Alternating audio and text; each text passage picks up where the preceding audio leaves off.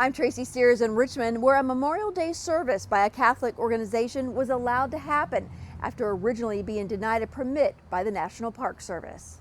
As Memorial Day services were held across the country as a tribute to those who died protecting our freedom, the Knights of Columbus in Petersburg held a service of their own at the Poplar Grove National Cemetery. It was a ceremony the group didn't think they'd be able to hold on cemetery grounds until late last week, when they were given a permit that had been denied over the past 2 years. For nearly 60 years, this Mass has been held.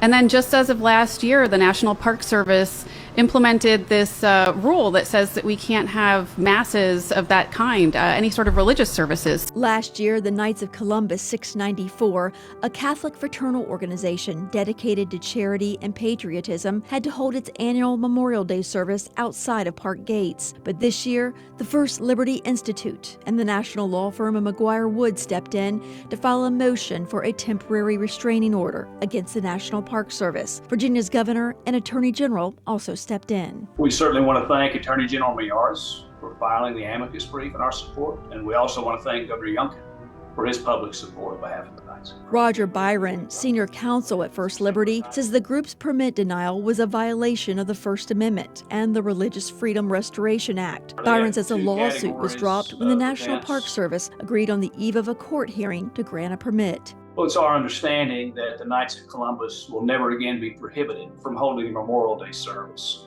in Poplar Grove National Cemetery. According to the National Park Service, religious services are categorized as demonstrations and therefore are against federal policies. The Knights of Columbus says they are grateful for the support they've received and are looking forward to a continued good relationship with the National Park Service.